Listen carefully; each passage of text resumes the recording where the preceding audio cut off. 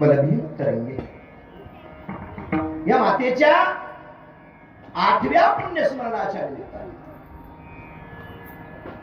हा एक दिवशी सत्संग आहे. इथं आल्याच्या नंतर हा एक दिवसाचा सत्संग असेल असं वाटलं नाही. एवढा मोठा मंडप, एवढा मोठा अथांग जनसमुदाय, एवढे सगळे गुणवान मंडळी, हे नुसते टाळकरी नाहीत, हे नुसते माळकरी नाहीत, हे नुसते गायक नाहीत, तर उभा राहिलेल्यांपैकी 50% महाराज मंडळी आहेत. हे तरंगे परिवाराचं वैभव आहे. तरंगे परिवाराचं वैभव हे श्रीमंती आहे. उभा राहिलेली महाराज मंडळी, बसलेले महाराज मंडळी नाही.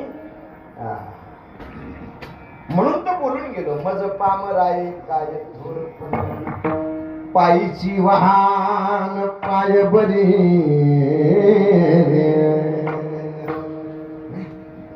प्रभू तुम्ही महेशाची मी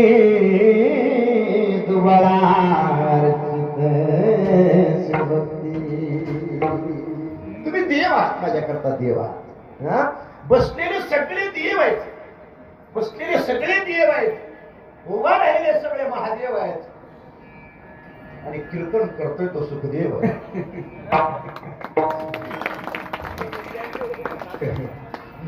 एका बळीरे सगळे महाराज मंडळी. सगळ्यांचा नामोल्लेख घेऊन आता वेळ व्हायला घालवत नाही. अगदी कोपऱ्यापासून हात जोडतो, नाक घासून सर्वांच्या चरणावरती नतमस्तक होतो आणि सेवेला घेतलेल्या अभंगाच्या पदापदाचं चिंतन करण्याकरता उपलब्ध होतो. सुंदर अशी सिस्टीम आहे, अतिशय छान, अप्रतिम आहे, अप्रतिम आहे. ज्याला कीर्तनाचं नाक म्हणतात ते मृदंगाचं नाही. आणि आपला कार्यक्रम शूट करायचं काम करतात ते युट्यूब चॅनल वाले. सर्वांचं त्या ठिकाणी चरणावरती नतमस्तक होतो आणि अभंगामध्ये प्रवेश करण्याचा प्रयत्न करतो. विठ्ठला विठ्ठला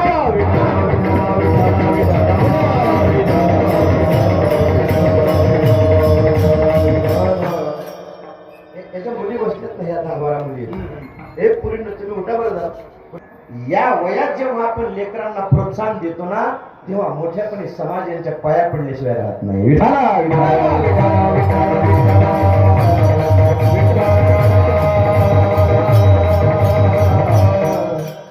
प्रारब्ध क्रियामान संचिताचा भोग, भोगिल्याची भोग तो न सुटे.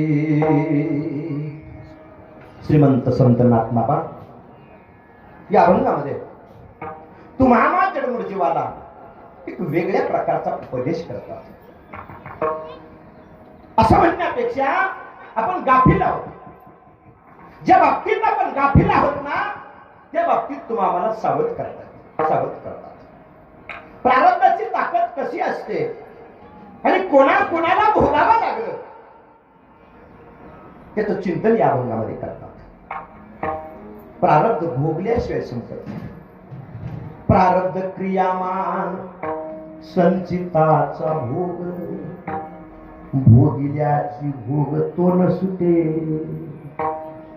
ज्याप्रमाणे विचार असतो त्याप्रमाणे आचार आहे. नाहीतरी महाराज विचाराशिवाय आचार जन्माला येत नाही. ज्या जैसी कल्पना त्या तैसी भावना,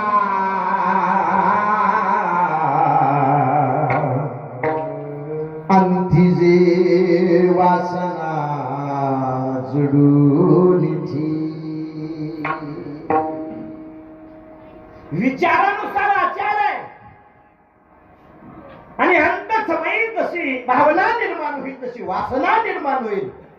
त्या वासनेनुसार जन्म मरणाचा बंध चुकतो अथवा जन्म मरणाच्या बंधात गुंततो.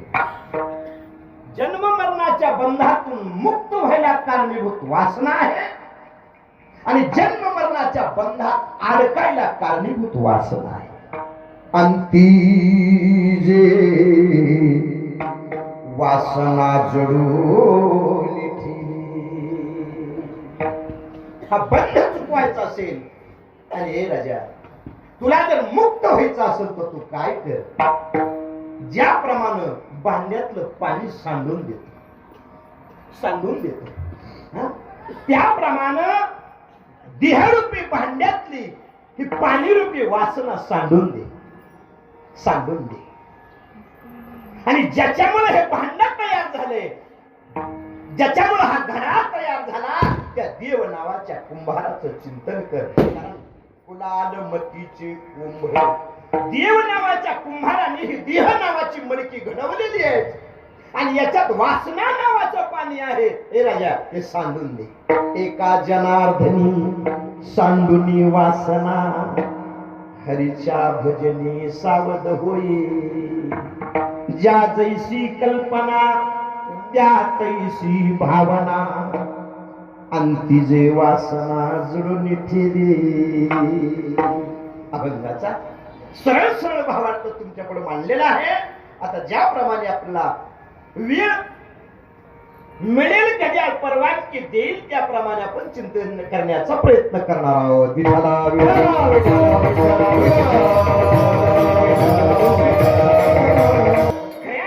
मृत्यू लोकात मुंगीपासून हत्तीपर्यंत प्रत्येकाचा जन्म आहे आणि प्रत्येकाचा नाश आहे. जिथं जन्म आहे तिथं मृत्यू आहे. उपजली ते नासे, नाशिले ते पुनरपी दिसे. हे घटिका यंत्र जैसे परी भ्रमेगा. जन्म म्हटलं की मृत्यू ठरलेला आहे, वस्तू म्हटलं की अबाधित राहणार आहे आणि पदार्थ म्हटलं की नाश पावणार आहे. पदार्थाचा स्वभाव आहे नाश पावणं आणि वस्तूचा स्वभाव आहे जसं ते तसं राहणं. वस्तू नाश पावते का? नाही पावत. आणि पदार्थ राहतो का? नाही राहत. नाही, एखादी 10,000-20,000 रुपयाची वस्तू घरामध्ये घेऊन आलो, आपल्या आजोबांनी आणली ती वस्तू, बापाचं आयुष्य गेलं, वस्तू तशीच आहे. लेकराचं निम आयुष्य चाललं, वस्तू तशीच आहे. नातवंड लग्नाला आले, वस्तू तशीच आहे. नातू सुद्धा म्हणतो ही घरात आणलेली वस्तू का नाही, आमच्या आजोबांनी आणली, आमच्या आजोबांनी आणली. आजोबा नाही, लांबचं कशाला? मी माझंच सांगतो. मी 3री इयत्तेमध्ये होतो, 3री 4थी मध्ये होतो बरं का बोलले बाबा. 3री 4थी मध्ये होतो तेव्हा माझ्या वडिलांनी फार मोठी सतरंजी आणली होती. त्याच्यात 30-40 लोक बसतील, इतकी मोठी सतरंजी, बोटा इतकी जाड होती. आता तितक्या जुन्या सतरंजी आणि गोंगड्या ओरिजिनल मिळत नाहीत. हे का नाही? कारण ते असं पायाच्या अंगठ्याला बांधून विणावं लागतं. गोंगड्या तितक्या चांगल्या का मिळत नाहीत? कारण विणणाऱ्याच्या तांगड्या तितक्या चांगल्या राहिल्या नाहीत म्हणून गोंगड्या चांगल्या मिळत नाहीत. तितक्या चांगल्या मिळत नाही. इतकी मोठी ती गोंगडी होती. आता वडिलांचं वय 88, माझ्या 88, रनिंग चालू आहे 88, पण अजूनही ती सतरंजी आम्ही जपून ठेवली. कारण ज्या वेळेस त्या सतरंजीकडे पाहिजे त्याच्या वेळेस मला वाटतं माझ्या बापानं कष्टातून ही आणली, माझ्या बापानं आणलेली वस्तू. माझं आता मी 50 गाठीत आलो, अजून तिची आठवण होती. माझी मुलं आता 17-18 वर्षाची झाले, अजून त्याही पोरांना वाटतं की ही माझ्या आजोबाने आणलेली वस्तू आहे. वस्तू नाश पावत नाही, परंतु पदार्थ नाश पावल्याशिवाय राहत नाही. नाश पावतो का नाही? आपण कितीही सुंदर असू द्या, कितीही बरे गुणते असू द्या, हे का नाही? सौंदर्याच्या बाबतीत जगात स्पर्धा लागलेत. आता जगात स्पर्धा आहेत, कशाच्या स्पर्धा होतील सांगता येत नाही. ठीक आहे नाही? ते कुठंतरी वाचतो आपण, विश्व सुंदरी वाचतो का नाही? ठीक आहे. अरे मळमूत्राचा बांधाच आहे, नाशक पुष्काच आहे, पण सिक्का काय पडला? विश्व सुंदरी. एवढा मोठा सिक्का पडला, मग नाश पावणार नाही का ती? अरे पदार्थ आहे, पदार्थाचा स्वभाव आहे नाश पावणं. ते दृष्टांत तुमच्या पुढे मांडतो. काय झालं? आपल्या बापानं 2000 रुपये किलोचा चांगल्या खव्याचा पेढा आणला. का कमी सांगायचं? बोलण्यात का कंजूसपणा असा? 2000 रुपये किलोचा खव्याचा पेढा आणला आणि काही गडबडीमध्ये काय झालं, त्या प्लास्टिकच्या पिशवीत आणला, ती प्लास्टिकची पिशवी हातात असेल त्या पिशवीमध्ये टाकली आणि काही गडबडीमध्ये ती पिशवी तशीच आणली, कपाटामध्ये ठेवून दिली, कपाटाला बाहेरून लॉक केलं. आणि महिन्याने लक्षात आलं आपण 2000 रुपये किलोचा गावरान खव्याचा पेढा आणला होता. महिन्याने लक्षात आलं आणि पटकन कपाट उघडलं आणि त्याच्यातला पेढा घातला, घेतला आणि सगळेजण खायला लागले. शक्य आहे का? पैसे दिले नव्हते का? सुगंध येत नव्हता का? गावरान खव्याचा नव्हता का? सगळं काही आम्हाला मान्य आहे, परंतु वेळेत त्याचा उपभोग घेतला नाही. तो पदार्थ, पदार्थाचा स्वभाव आहे नाश पावणं. तो पदार्थ नाश पावला आणि तो पदार्थ टाकून द्यावा लागला. का टाकून द्यावा लागला? ज्यावेळेस त्याचा आनंद घ्यायचा त्यावेळेस घेता आला नाही, विसर पडला आणि मग त्या पदार्थाला टाकून द्यावं लागलं. जसं तसं या 3.5 हाताच्या पदार्थाचं हा देह पदार्थच आहे. आणि हा देह नावाचा जो पदार्थ आहे, हा पदार्थ कशा करता मिळाला? महाराज सांगतात आनंद घेण्याकरता मिळाला. आनंद घ्यायचा आहे आणि आनंद घ्यायचा आहे, ठीक नाही? जर आनंद घेतलाच नाही आणि आनंद दिलाच नाही तर जिवंत असूनही तुम्ही आम्ही मृतवत आहोत, ठीक नाही? म्हणून आनंद या जीवनाचा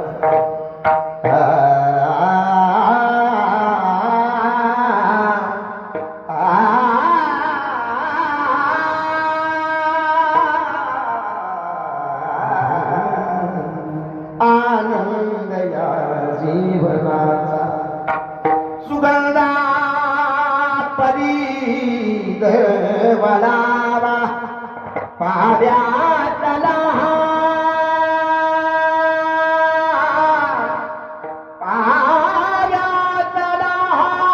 सुर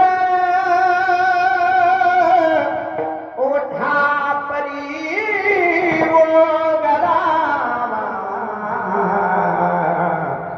आनंद या जीवनाचा सुगंधा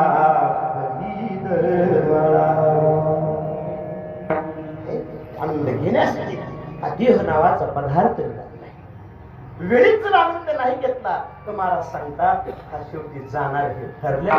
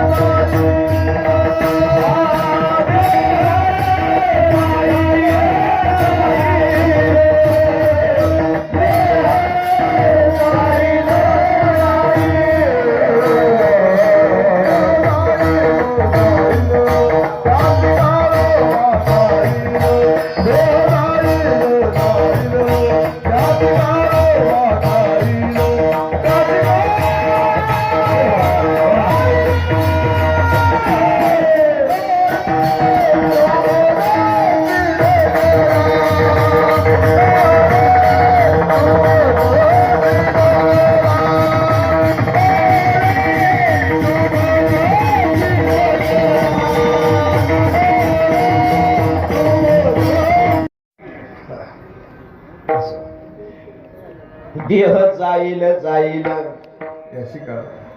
किंवा देह जाणार जाणार त्याशी काळवा खाणार हे ज्याला नाही कळणार त्याला दगडाशिवाय दुसरं काही नाव ग्रंथात वा संत नाही ठेवणार.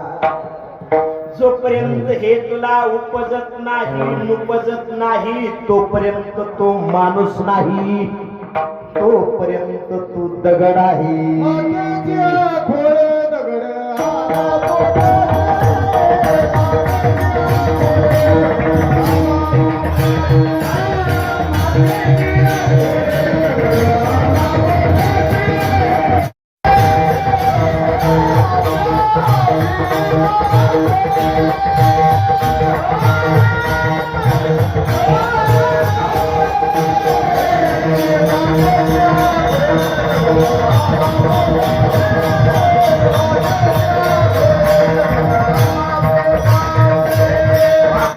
तोपर्यंत आईच्या पोटाला ते लेकरू जन्माला आलं असं नाही म्हणायचं. मग तो दगडच आहे, तो दगडच आहे का नाही. बघा, ज्याला कीर्तनातली प्रमाण कळत नाही त्याला दगडच म्हणायचं. ज्याला कीर्तन कळत नाही त्याला दगड म्हणायचं का नाही. आणि अभंगाला अनुसरून ज्याचं चिंतन नसतं त्याला ही दगडच म्हणायचं, दगडच म्हणायचं. नाही तर बोलले बाबा आपण पाहतो अभंग वेगवेगळे असतात पण बोलणं तेवढंच असतं. विठ्ठला विठ्ठला विठ्ठला विठ्ठला.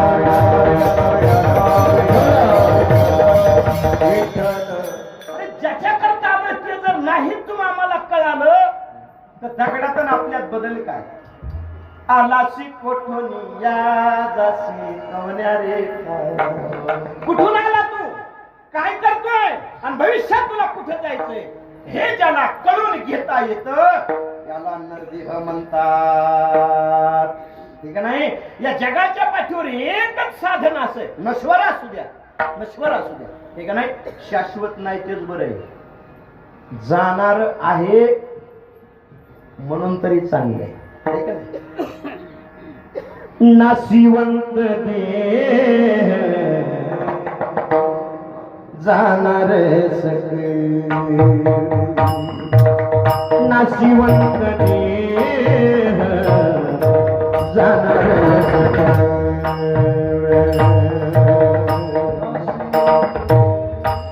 जगात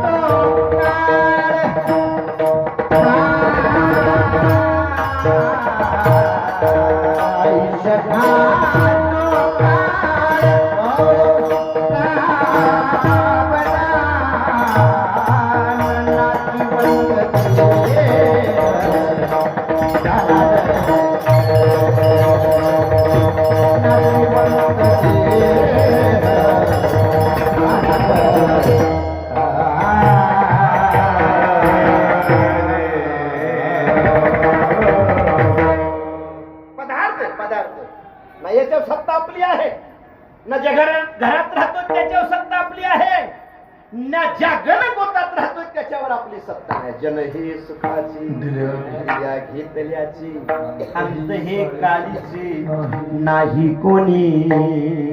ऐकाव याच्यातलं कोण आपलं. हा माझा, तो माझा, हे माझ, ते माझ, नको त्याच काबाड वज, अरे काहीच नाही तुझ माड्यावर माड्या, हे का नाही. शेवटी तुझ्यासाठी बांबूच्या काड्या. दुसरं काय आहे. अंती राहणे मसनवटी,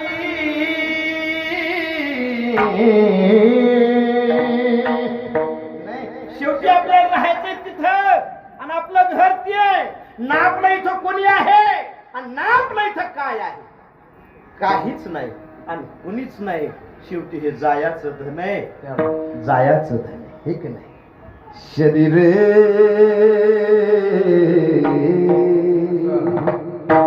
जायाची ठेव,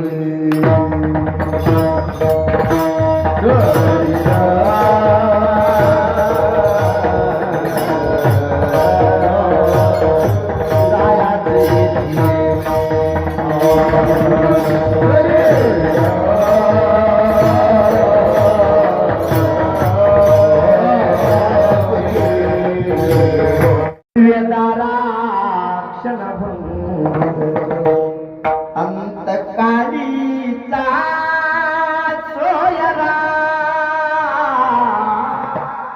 तुका म्हणे विठोधरा, तुका म्हणे विठोधरा. शेवटी तेवढाच आपलाय दुसरं कोण आहे? देव माझा मी देवाचा, हीच माझी सत्यवाचा, हीच माझी सत्यवाचा वाचा, देव माझा मी देवाचा,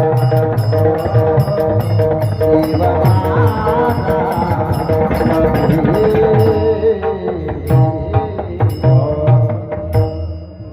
या जगातलं एकच नातं अबाधित आहे, त्याचं नाव देव आहे.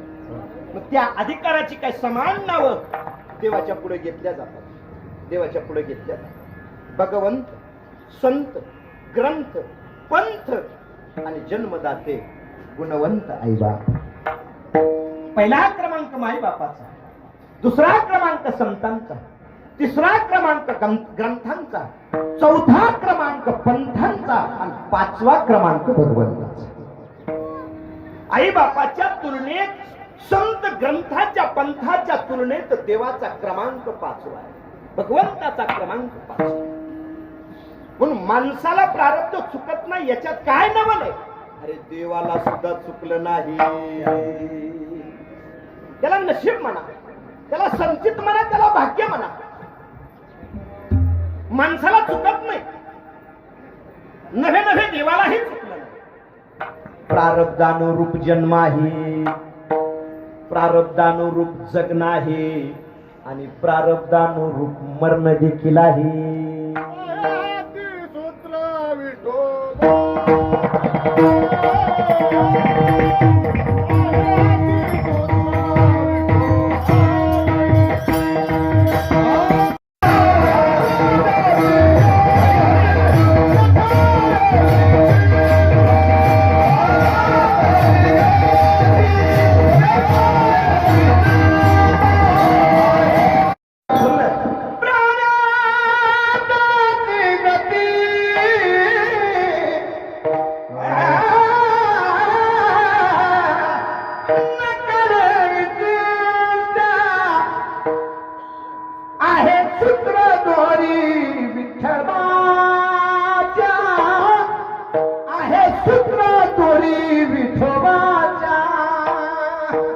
प्रारब्धाची गती दोरी कोणाच्या हातात आहे?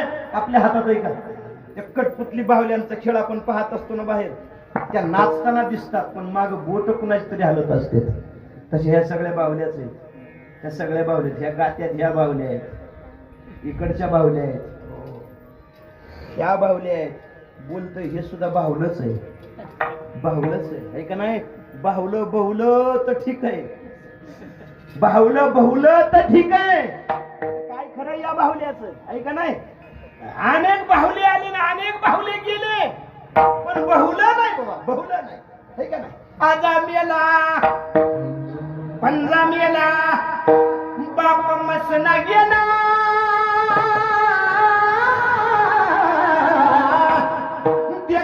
देखत नातू पंतू तोही कैसा झाला, तोही कैसा झाला. सगळे गेले, बाहुलेच होते. आलेले बाहुलेच, जगलेले बाहुले आणि गेलेले सगळेच बाहुले, सगळेच बाहुले, हे का नाही? जो बाहुला देवाला बहुला, हे का नाही? तो देवाशी एकरूप झाला, तो देवाशी एकरूप झाला. अनेक बाहुले आले आणि अनेक गेले. त्याच्यात 2 बाहुले महत्वाचे सांगितले या जगाच्या पाठीवर. 2 बाहुले सगळ्यात महत्वाचे सांगितले. एका बाहुल्याला बाप म्हटलं आणि एका बाहुल्याला आई म्हटलं. ते 2 बाहुले. ज्या 2 बाहुल्यांकडे पाहून जगाचा मायबाप देव सुद्धा बाहुल्या गेला.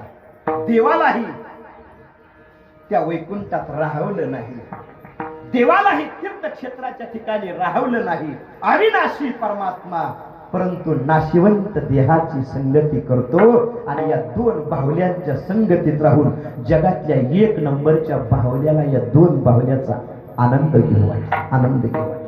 काय करामत आहे जगातला, काय मोठा, सर्वात मोठा चमत्कार आहे नाशिवंत देह या 2 बाहुल्यांचा.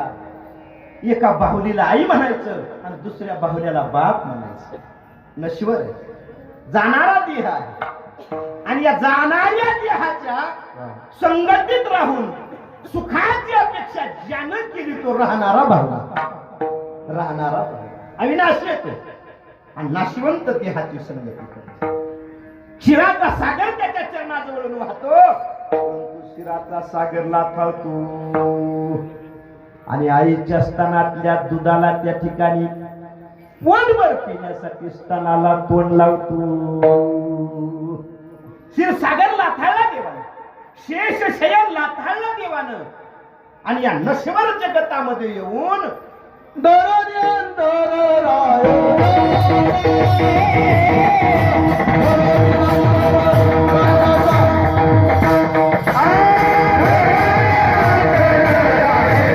आज प्रमाणाला काही कमीच नाही.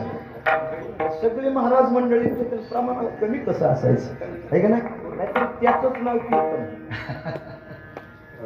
त्याचंच नाव कीर्तन की कीर्तनात प्रमाणाला प्रमाणच नसावा इतकी प्रमाण असावा त्याचं नाव कीर्तन, त्याचं नाव कीर्तन. त्या कीर्तनाची व्याख्या आहे कीर्तन चांग, कीर्तन चांग होय अंग नाही. गाण्यात शुद्ध सात्विक भाव आहे, गाण्यात भाव आहे ठीक नाही. आणि जिथं भाव आहे तिथं देव आहे. भावे गावे गीत भावे गावे गीत शुद्ध करुणियाची, शुद्ध करुणियाची तुझ भावा आहे देव,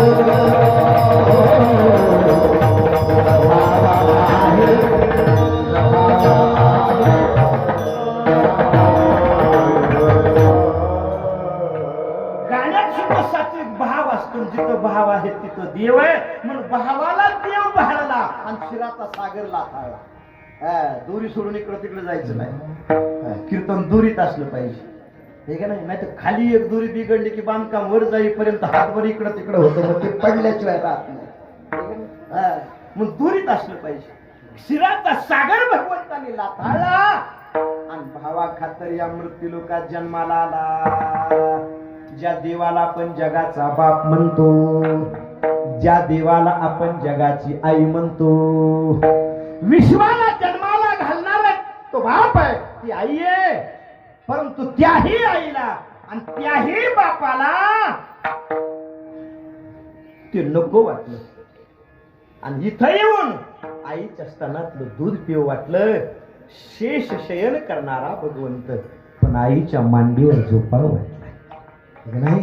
शेषाच्या फण्याची सावली आहे भगवंताच्या.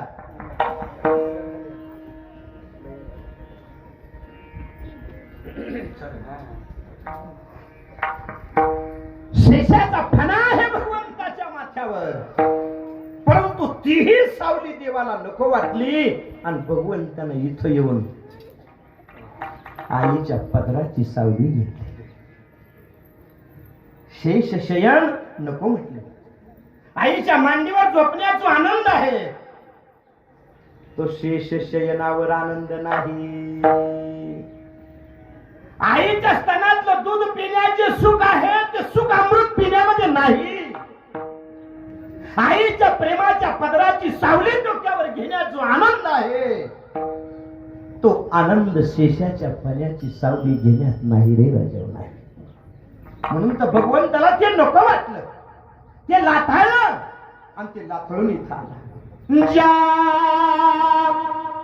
सुखा कारणे, ज्या सुखा कारणे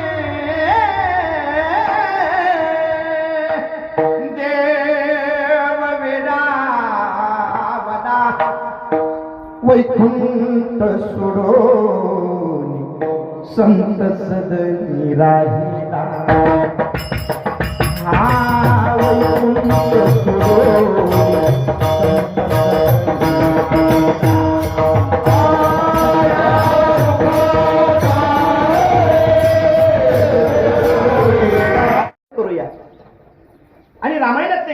सांगूया त्या दृष्टांतानं आपल्याला आई कळेल आणि बापही कळेल.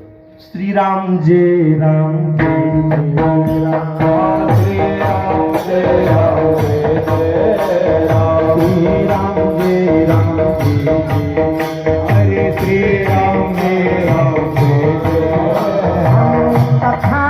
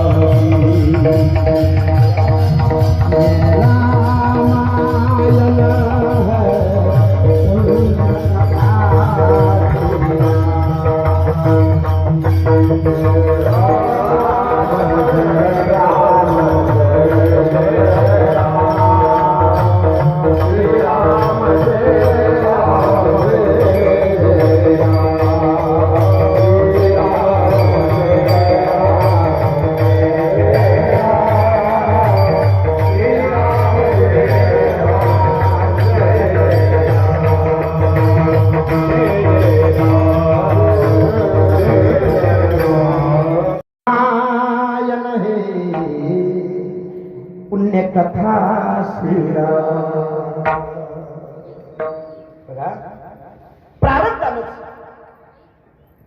राजा दशरथाला 4 मुलं झाली. प्रारब्धानं श्रावणाचा वध झाला.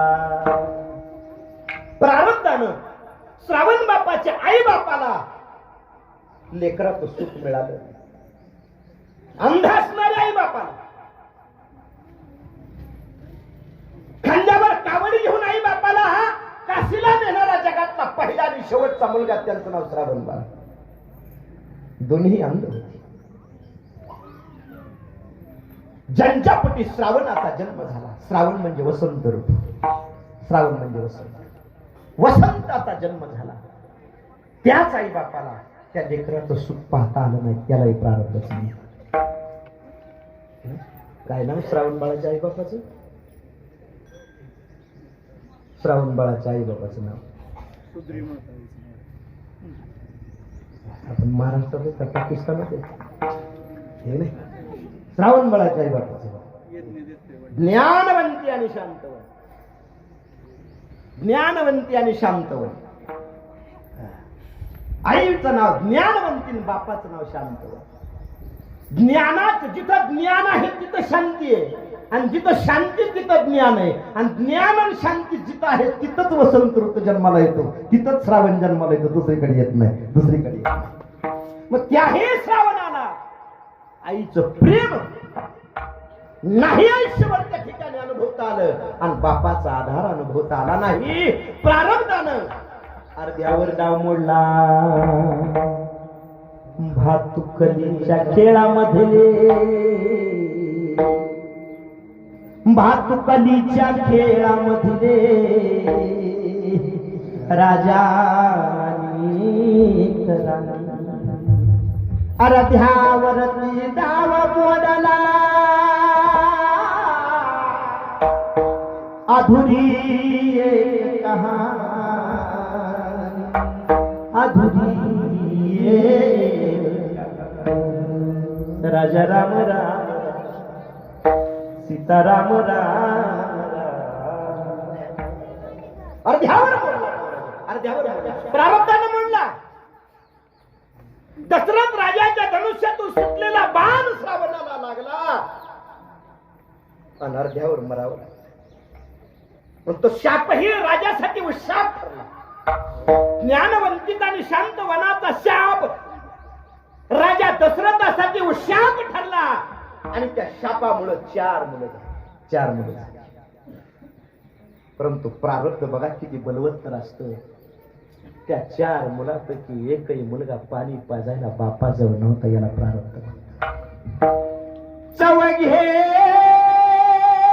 पुत्र राजा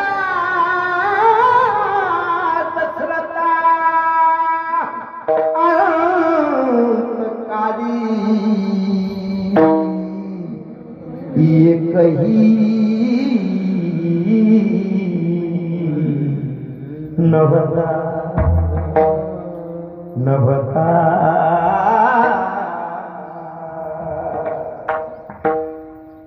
अर्ध्या आयुष्यात एकुलतं एक झालं तर आई बापाला किती आनंद होतो विचारा बरं त्यांना. होतो ना, फार आनंद. त्या आनंदाला पारावार राहत नाही, इतका आनंद होतो. अरे ज्याच्या पोटी प्रत्यक्ष ब्रह्म जन्माला आलं, ज्यांच्या पोटी प्रत्यक्ष शेष नारायणाचा अवतार लखनजी जन्माला आला आणि जगातलं सगळ्यातलं जिवंत ज्वलंत वैराग्य भरत शत्रुघ्न जन्माला आले. विश्वाला उचलून स्वतःच्या हाताच्या मुठीमध्ये बंद करण्याची ताकद त्यांच्यामध्ये होती. अशी रती महरती 4 मुलं जन्माला आली. परंतु शेवटी राम राम राम राम राम राम करून मरावं लागलं. प्रसंग सर्वांना ज्ञात आहे. अयोध्येच्या राजाच्या राज्याभिषेकाची तयारी चालू आहे आणि तितक्यात ठिणगी पडली. तीही प्रारब्धानेच पडली. तितक्यात ठिणगी पडली. कोणाच्या तोंडून पडली हो? कैकईच्या तोंडून पडली. तर कैकई सामान्य होती का? सामान्य होती का? सगळ्यात जास्त प्रेम दशरथ राजाचं कैकईवर होतं. बर ज्याच्या पोटी देव जन्माला आला तो राजा काय वेडा असेल का? तिला विशेष जागा द्यायला वेडा असेल का तो? ठीक आहे नाही. आजही कितीही ज्ञानी माणूस असेल, कितीही मोठा माणूस असू द्या, एकुळे जगाचं ऐकणार नाही, पण बायकोचं ऐकल्याशिवाय राहणार नाही. ऐकतो का नाही? ऐकतो का नाही? काही तर सगळे ब्रह्मचारीच बसले है ना. ऐकतो ना आपण, है ना. मी तर ऐकलं बाबा, आज मी तर आज ऐकलं बाबा. वारे जमाने तेरी हद हो गई, बीवी के सामने मारत हो गई. वारे जमाने, वारे जमाने,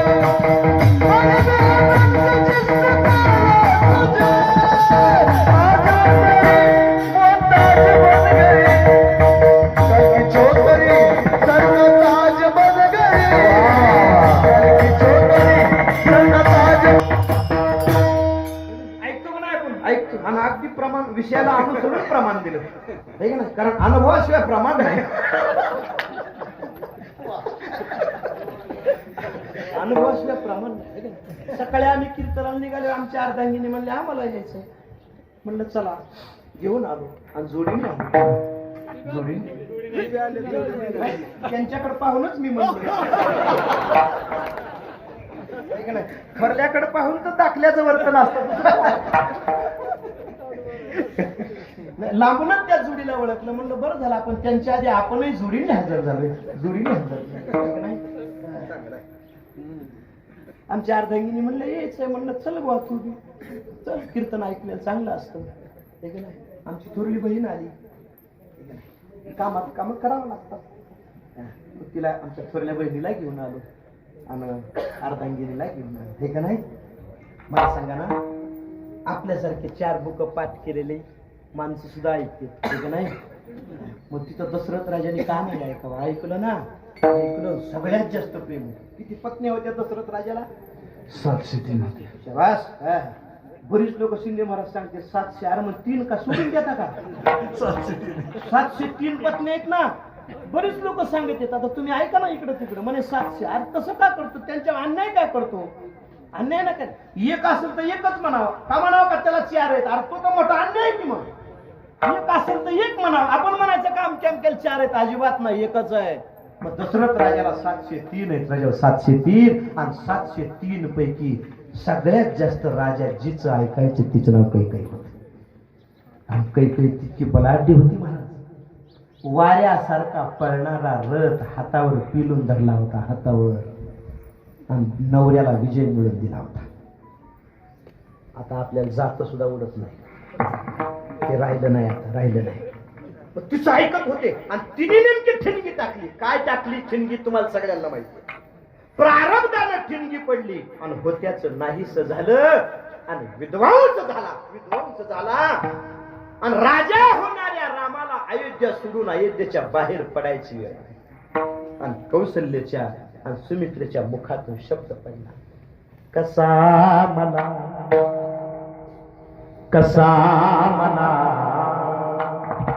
टाकून गेला टाकून गेला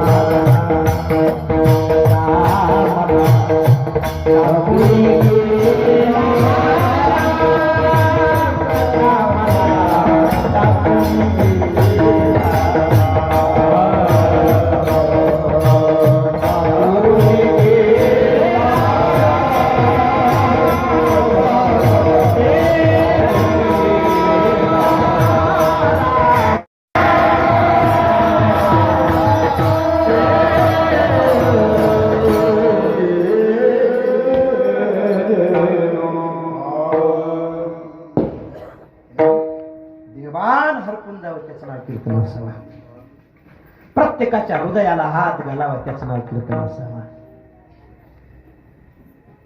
कसा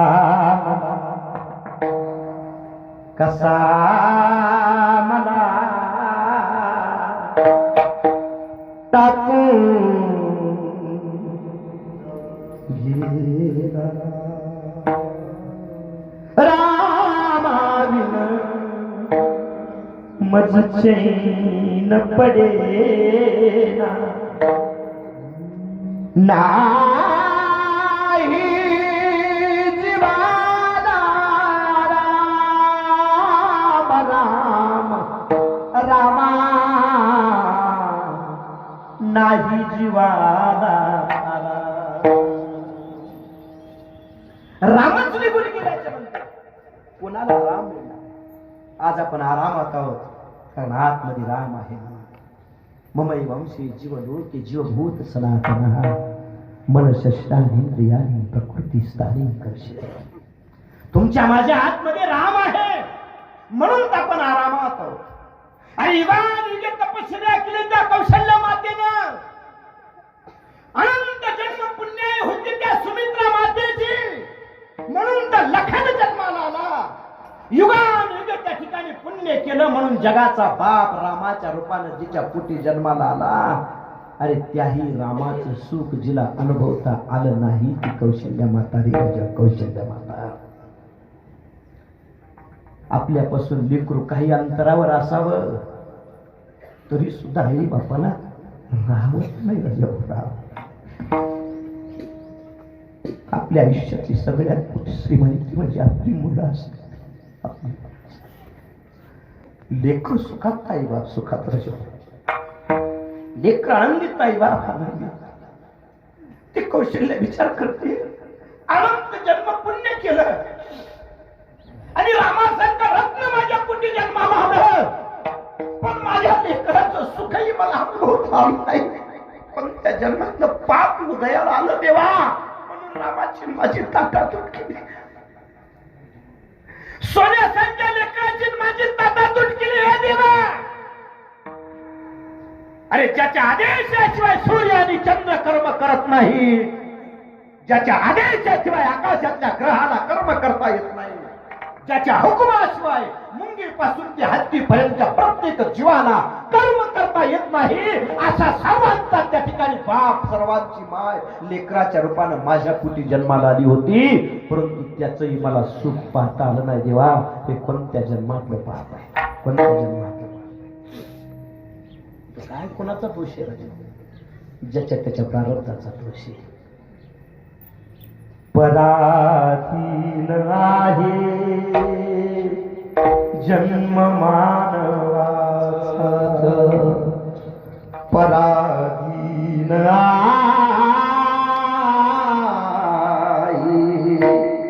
जन्म मानव. डोळ्यापुढे चित्र उभा करा. काय प्रसंग बेतला सध्या कौशल्य मातेवर. अयोध्येचा राजा होणार होता आणि तितक्या ठिणगी पडली होत्याचं नाहीच झालं आणि जगाचा मायबाप अयोध्येतून बाहेर पडला. सिंहासनावरून दशरथ राजा खाली कोसळल्या गेले आणि गडाबडा लोळू लागले. अंगावरचे सोन्याचे दागिने तटातट तोडून टाकले.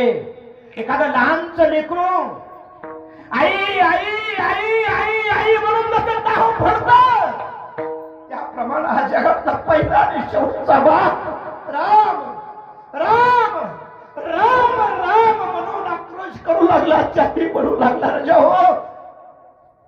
आणि रामाच्या नावानं मोठमोठ्यानं टाहो फोडू लागला. जगाच्या बापाला अयोध्या सोडावा लागली. आणि ज्यांच्या पोटी हा जगाचा बाप जन्माला आला त्याही दशरथ राजा नावाच्या बापाला राम राम राम राम म्हणून देह टाकावा लागला. याला कोण कारण आहे? मला सांगतात याला तुम्ही आणि मी कारण नाही, याला कारण फक्त आहे प्रारब्ध. आणि म्हणून तर महाराज त्या प्रारब्धाचं उत्तर अभंगाच्या प्रारब्ध क्रियमान संचित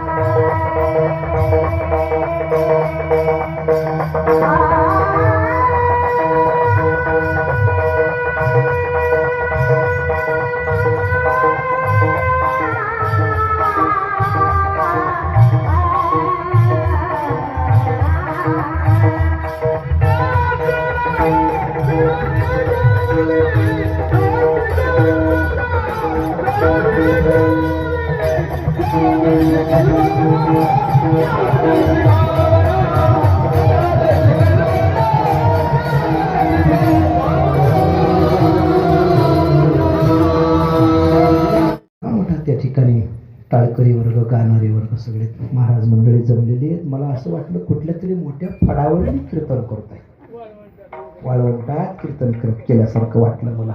एवढं सगळा आनंदी आनंद आहे. असो, त्या पांडुरंगाच्या चरणी एकच विनंती, भगवंत या परिवारावरती पितरांच्या रूपानं त्या मातेची निरंतर कृपा राहो. वर्षानुवर्ष पुण्यस्मरणाची सेवा या कुटुंबाकडून अशीच घडावी. एवढा मोठा अथाग जनसमुदाय या ठिकाणी उपस्थित असावा, एवढी सगळे गुणवान मंडळी महाराज मंडळी उपस्थित असावेत.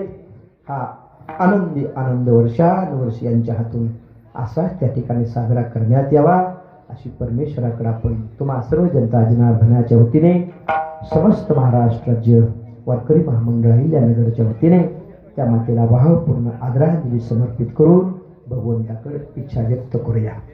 सगळ्या टाळकऱ्यांकडे पाहून, महाराजांकडे पाहून मला आनंद वाटला आणि श्रोत्यांकडे पाहून तो फारच आनंद वाटला.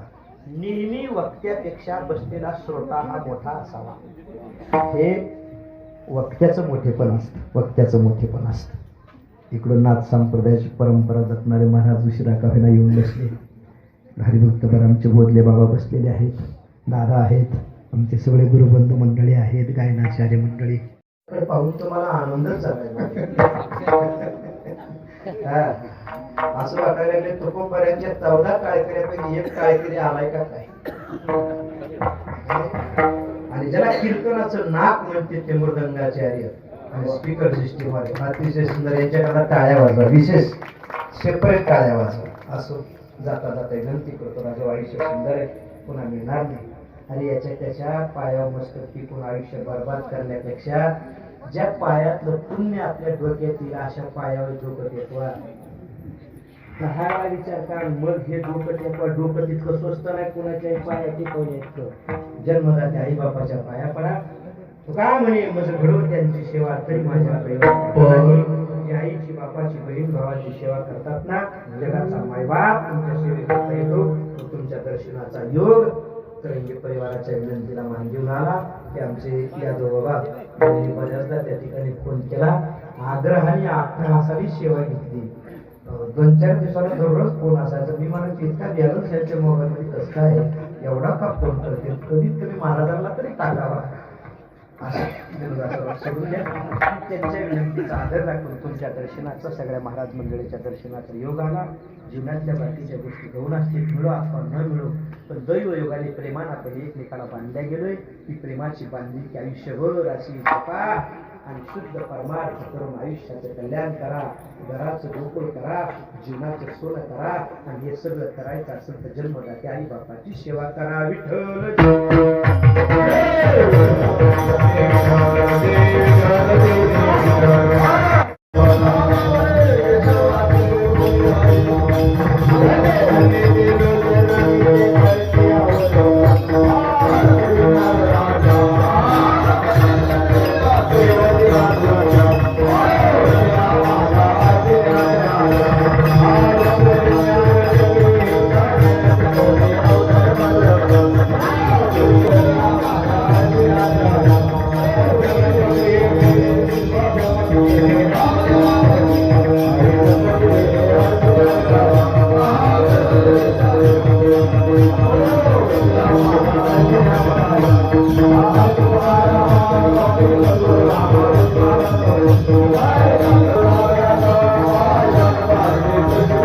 Thank you.